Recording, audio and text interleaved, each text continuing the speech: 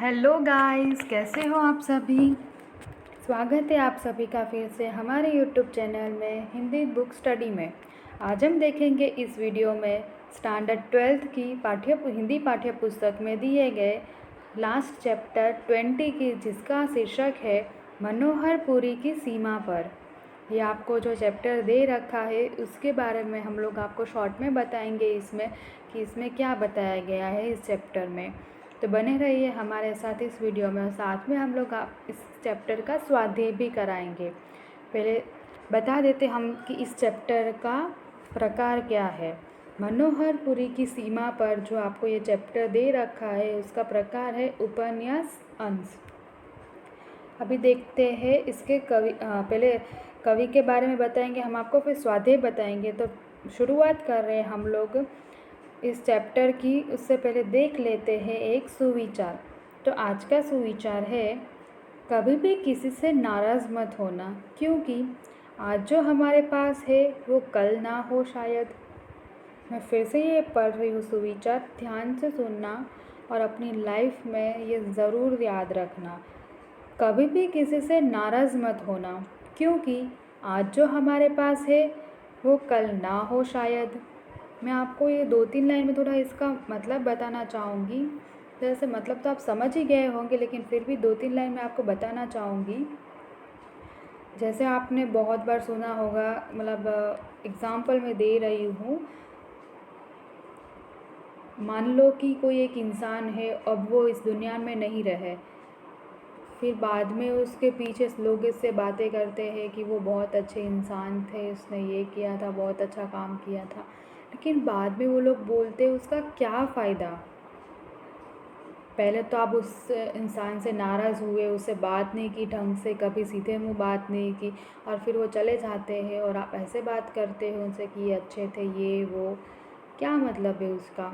उससे बेटर जब वो हमारी लाइफ में है तभी हम लोग की कदर क्यों नहीं कर सकते। ये बात आपको सबको ध्यान रखनी चाहिए कि जो हमारे पास है उसकी कदर करना सीखो, और उसे कभी भी नाराज़ मत हो, कभी ऐसा मत करो कि उससे बात मत करो। क्या पता वो कल हमारे साथ हो या ना हो, क्योंकि कल किसने देखा है। आपको जितना जल्दी ये बात समझ आ जाए आपके लिए बहुत अच्छी बात है, बहुत बेटर है। फिर तो जैसे जिसकी सोच। ठीक है, तो शुरुआत करते हैं मनोहरपुरी की सीमा पर चैप्टर के लेखक के बारे में देखते हैं। तो ये जो चैप्टर है आपका लास्ट स्टैंडर्ड 12th की हिंदी बुक में दिए गए, उनके लेखक है गोवर्धन राम त्रिपाठी। उनका जन्म हुआ था 1855 में। उनका जन्म स्थान गुजरात के नडियाद गांव में था, शहर में था। उनका निर्धन हुआ था 1907 में। ठीक है, तो मनोहरपुरी की सीमा पर चैप्टर के बताती हूँ मैं आपको।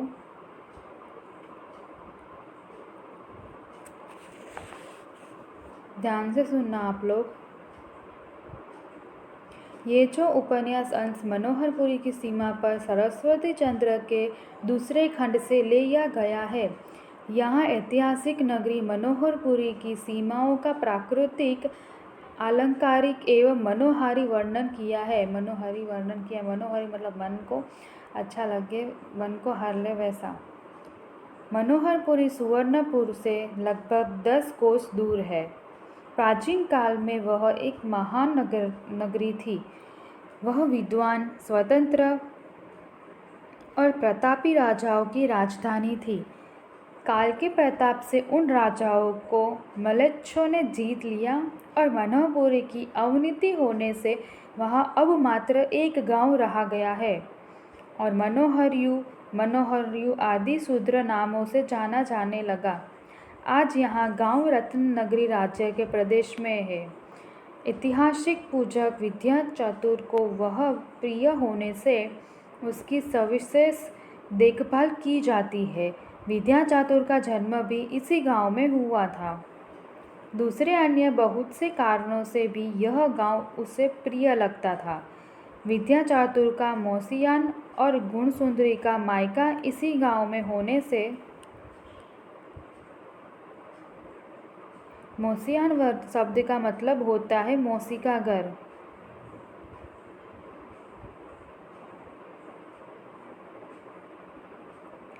होने से तथा बाल्यावस्था और युवावस्था का प्रारंभिक काल इसी दंपति द्वारा इसी गांव में व्यतीत करने से मनोहरपुरी दोनों को मनोहर लगती और मनोहरपुरी गांव उन्होंने जीर्णोद्धार किया था। जीर्णोद्धार का मतलब होता है मरम्मत कार्य। मनोहरी के सियान सुवर्णपुर, सिवान का मतलब होता है सीमा। मनोहरपुरी के जीवन सुवर्णपुर, रत्नागिरी और अंग्रेजी राज्य के सिवान से मिलते थे। पश्चिम में आधे कोस की दूरी पर समुद्र था, इसीलिए पश्चिमी पवन की लहरें शीतल तथा रमणीय होकर गर्मी को दुहास्ता को मनोहरपुरी से दूर रखती थी। उत्तर में सुंदरगिरी नामक छोटे सुंदर पर्वत का आरंभ होता था, दूसरे दोनों ओर बड़े वन थे। पूर्व में आम का वन अति विस्तृत, असंख्य बरगदों की घटाएं, गन्ने के खेत आदि इसे इस छोटे गांव की दृष्टि सीमा रुत गई थी।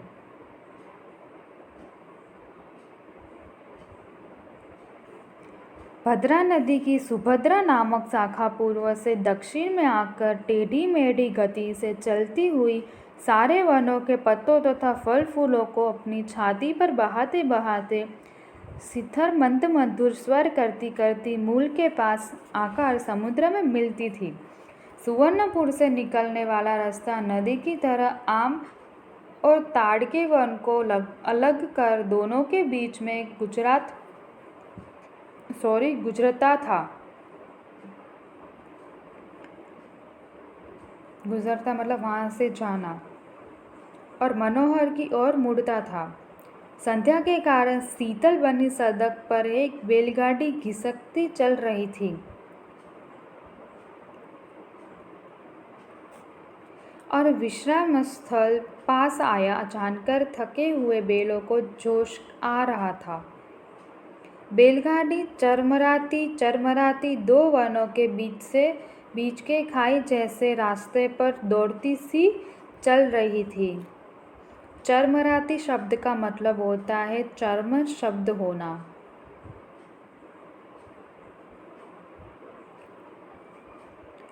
कुसुम सुंदरी ने सरस्वती चंद्र के पीछे 3 सवारों को भेजे थे, जिनका नाम है अब्दुल्ला, फतेह संग और हरभमजी।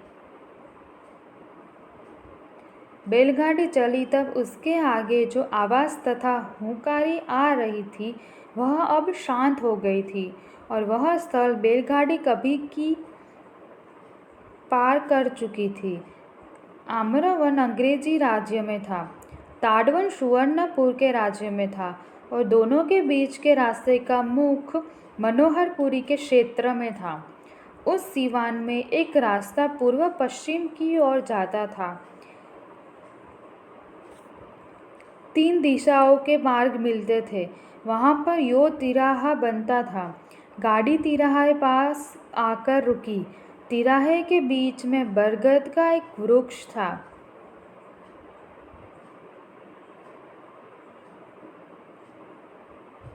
उसके नीचे बैलगाड़ी वाले ने सन्यासी की इच्छा से बैलों को खोला और दोनों बातें करने लगे। बैलगाड़ी वाला और ठाकुर दोनों बात करते हैं। बैलगाड़ी वाले ने ठाकुर से कहा कि अब मुझे जाने दो, इस तिराहे में तिकोना भय है। तुम तो मुक्त हो, पर मेरा तो घर बार जाएगा। सन्यासी ने उसको चुप कर दिया और कहा कि मेरे दाहिने पैर की हड्डी दुख रही है। मेरे दाहिने पैर की हड्डी दुख रही है। मुझे चला नहीं जाता, और मुझे आम्रवन की उस पार वीरपुर जाना है। वो चल नहीं पाते थे और उनको वीरपुर जाना, ऐसा उन्होंने कहा। गाड़ी के बिना मैं वहाँ नहीं जा सकता। बैलगाड़ी वाले ने कहा, खाचर राणा तुम्हें और मुझे दोनों को बंदी बना देंगे। सन्यासी ने उत्तर दिया, राणा खाचर की कृपा से शूरसंग का बाल बांका नहीं होगा। आखिर में आपको 3-4 लाइनें बोली है कि चिलम में जब आग जली तब ऊपर की डाले में उस तेज का प्रतिबिंब पड़ता हुआ यो जुगनू के पंखों की तरह प्रकाश स्पष्ट होता था, किंतु उस पर किसी का ध्यान नहीं गया और चारों ओर के अंधेरा की तरफ निष्कटकता परंतु हवा से हिलती ऊपर के पत्तों की आवाज़ की तरह धीमे स्वर से बागियों की कहानी का रस चुपचाप कर्णपंकल जमने लगा।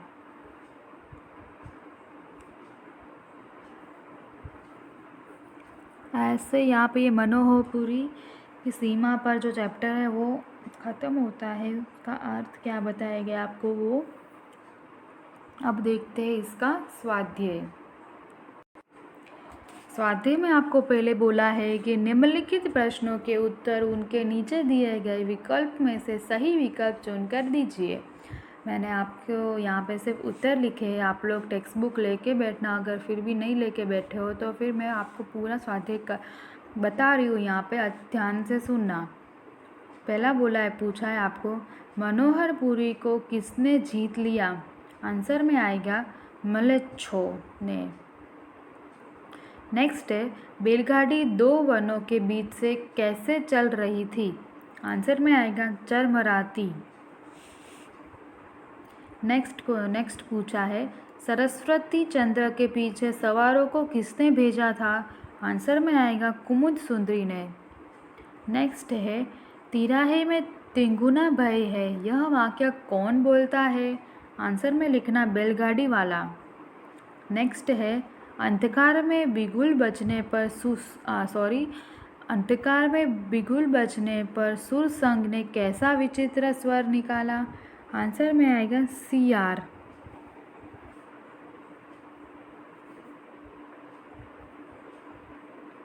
नेक्स्ट आपको बोला है कि निम्नलिखित प्रश्नों के उत्तर एक एक वाक्य में लिखिए। मैंने आप पे उत्तर दे रखे हैं, आप लोग देखना और ध्यान से सुनना। पहला है, मनोहरपुरी सुवर्णपुर से कितने दूर है? आंसर में आएगा मनोहरपुरी सुवर्णपुर से 10 कोस दूर है। नेक्स्ट है, मनोहरपुरी का सीवन किन 3 राज्यों के सीवन से मिलता था? आंसर में आएगा मनोहरपुरी के सीवन सुवर्णपुर, रत्ननगरी और अंग्रेजी राज्य के सीवन से मिलता था। नेक्स्ट है, बैलगाड़ी के पीछे भेजे गए 3 सवारों के क्या नाम थे? आंसर में लिखना बैलगाड़ी के पीछे भेजे गए 3 सवारों के नाम थे अब्दुल्ला, फतेह हसन और हरभंजी। नेक्स्ट पूछा है, बैलगाड़ी वाले ने बैलों को कहाँ खोला? उत्तर में आएगा बैलगाड़ी वाले ने बैलों को तिराहे के बीच में बरगद के पेड़ के नीचे खोला। नेक्स्ट क्वेश्चन पूछा है, भूप सिंह की गद्दी कौन हचमचा रहा था? आंसर आएगा भूप सिंह की गद्दी सुरसंग हचमचा रहा था।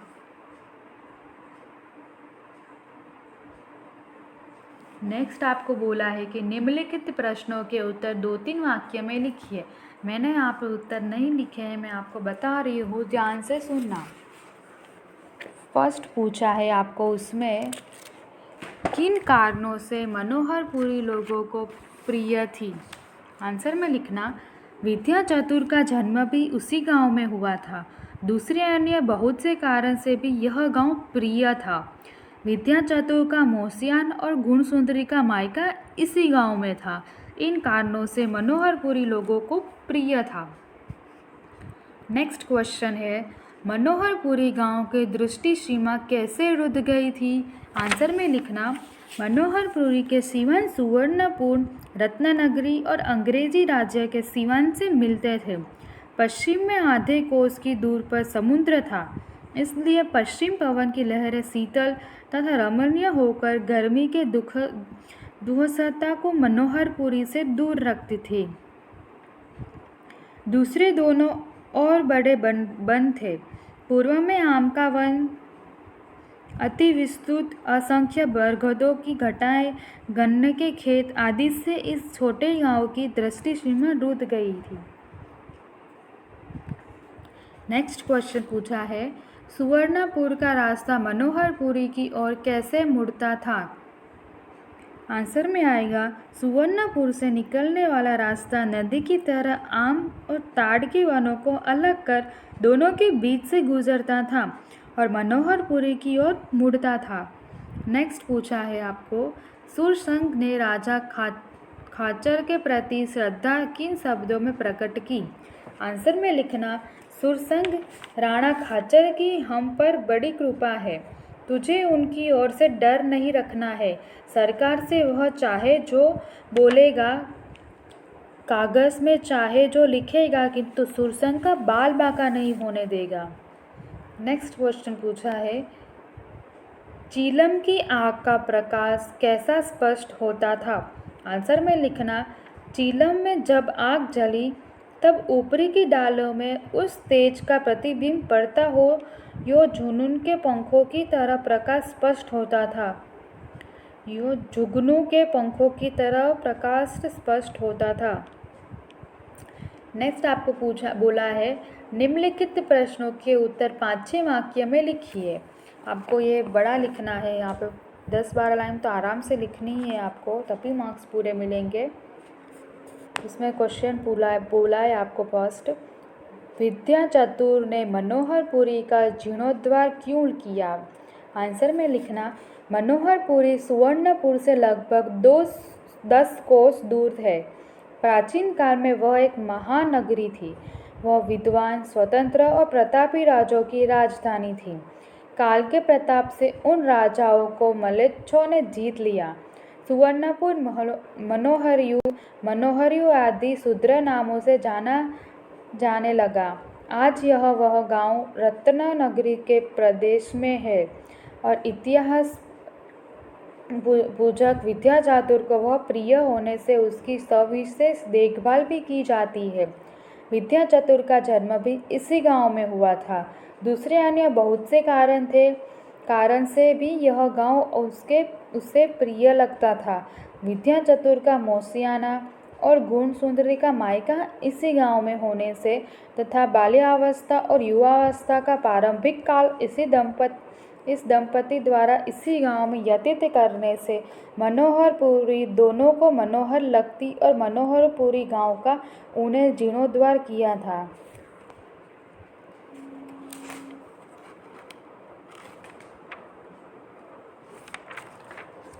आपको नेक्स्ट पूछा है, भद्रा नदी की सुभद्रा शाखा समुद्र में कैसे मिलती है?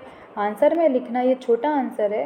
भद्रा नदी की सुभद्रा नामक शाखा पूर्व से दक्षिण में आकर टेढ़ी मेढ़ी गति से चलती हुई सारे वनों के पत्तों तथा फल फूलों को अपनी छाती पर बहाते बहाते स्थिर मंद मधुर स्वर करती करती मूल के पास आकर समुद्र में मिलती थी। ये छोटा ही इतना बताए उतना पूरा लिखना, भले ही छोटा हो। नेक्स्ट क्वेश्चन है, बैलगाड़ी कहाँ से गुजरी और तिराहे पर क्यों रुकी? उत्तर में लिखना आप लोग, संध्या के कारण शीतल बनी सड़क पर एक बैलगाड़ी घिसकती चल रही थी और विश्राम स्थल पास आया जानकर थके हुए बैलों को जोश आ रहा था। बैलगाड़ी चरमराती दोनों वन के बीच के खाई जैसे रास्ते पर दौड़ती सी चल रही थी। बैलगाड़ी चली तब उसके आगे जो आवाज़ तथा हुंकारी आ रही थी वह अब शांत हो गई थी। आम्रवन अंग्रेजी राज्य में था, ताड़वन सुवर्णपुर के राज्य में था और दोनों के बीच के रास्ते का मुख मनोहरपुरी के क्षेत्र में था। उस सिवान में एक रास्ता पूर्व पश्चिम की ओर जाता था और वहाँ दक्षिण ओर का बंद रास्ता मिल जाता था। 3 दिशाओं के मार्ग मिलते थे। वहाँ पर यो तिराहा बनता था। गाड़ी तिराहे पास आकर रुकी। तिराहे के बीच में बरगद का एक वृक्ष था। उसके नीचे बैलगाड़ी वाले ने सन्यासी की इच्छा से बैलों को खोला और दोनों बातें करने लगे।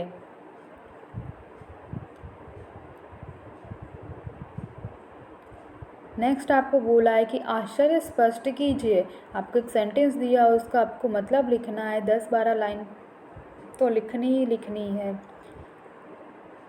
तुम तो मुक्त हो पर मेरा तो घर बार जाएगा। इस सेंटेंस का अर्थ होता है, बैलगाड़ी वाला और ठाकुर दोनों बात करते हैं।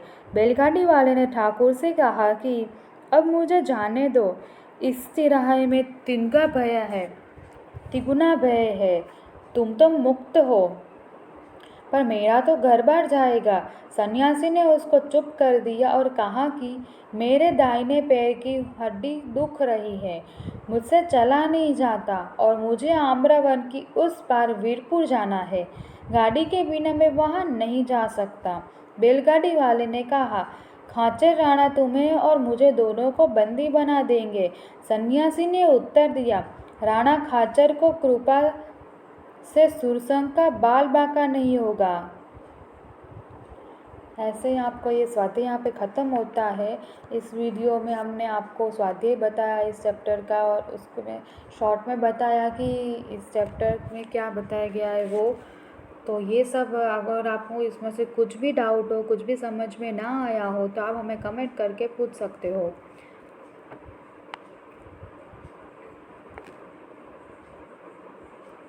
और हमारा ये वीडियो आपको अच्छा लगा हो, आपको कुछ सीखने को मिला हो, तो हमारा ये वीडियो लाइक करना, शेयर करना अपने फ्रेंड्स के साथ, ताकि वो लोग भी ये वीडियो आसानी से समझ पाए, इस वीडियो में बताए गए चैप्टर 20 को आसानी से समझ पाए। ठीक है, और अच्छा लगा हो तो फिर सब्सक्राइब ज़रूर करना हमारे चैनल को।